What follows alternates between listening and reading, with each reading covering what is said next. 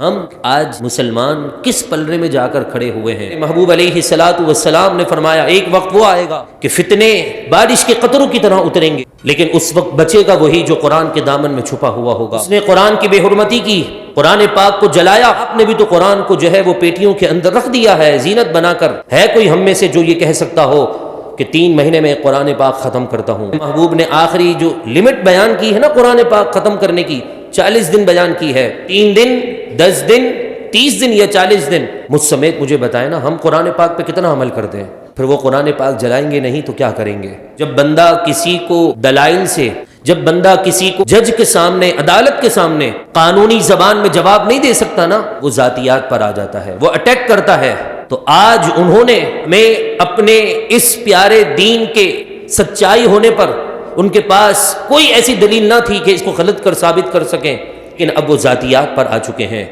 کبھی ذات مصطفیٰ پر اٹیک کرتے ہیں، کبھی پیارے پیارے اس نور مجسم والے، صورت والے آقا کا خاکے بناتے ہیں، کبھی قرآن پاک کو پھاڑ دیتے ہیں، کبھی قرآن کو جلا دیتے ہیں، صرف آپ کی اور میری غلطی کی وجہ سے۔ میں نے قرآن کو پیٹ کیا ہے، آپ نے قرآن کی تعلیمات کو چھوڑا ہے، جس کی وجہ سے آج جو ہے وہ مسلمانوں کے دلوں کو دکھایا جا رہا ہے۔ مجھے بتایا ہے کوئی جو کھڑے ہو کر یہ کہہ سکتا ہو کہ ہاں میں ہوں جو میں جو ہے وہ قرآن پاک کی تلاوت کرتا ہوں؟ مولانا صاحب آپ مجھے سے پوچھیے، بتائیے۔ ہم یہاں پر ایک مسجد میں بیٹھ کر بات کر رہے ہیں، سینکڑوں مسجدیں، بلکہ پوری دنیا کی مسجدوں کا حال یہی ہوگا۔ کوئی چاچا زمین سے اڑ جائے گا، جی مولانا صاحب میں نے قرآن پاک کی تلاوت 40 دن میں ختم کرتا ہوں۔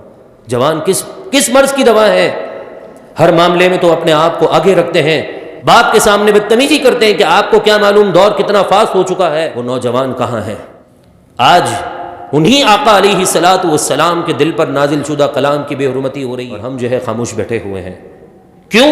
اس لیے کہ ہمیں الجھا دیا ہے، اس لیے کہ ہمیں روزی کے پیچھے لگا دیا ہے، صرف اور صرف اس لیے ہم دنیا کے دلدادے بن گئے، اور وہ ہمارے دین کی بنیادوں پر اٹیک کر رہے ہیں۔ کبھی ختم نبوت پر اٹیک ہوتا ہے، کبھی ناموس رسالت پر اٹیک ہوتا ہے، کبھی صحابہ کرام علیہم رضوان کی شان میں بک بک کی جاتی ہے، کبھی اہل بیت اطہار جنہوں نے اپنے بچے تک کو قربان کر دیے ان کے جو ہے اخلاص اور ایمان پر شک کیا جاتا ہے، تو کبھی قرآن مجید فرقان حمید کے پاڑوں کے صفوں کو پھاڑا جاتا ہے، تو کبھی اسے جلایا جا رہا ہوتا ہے۔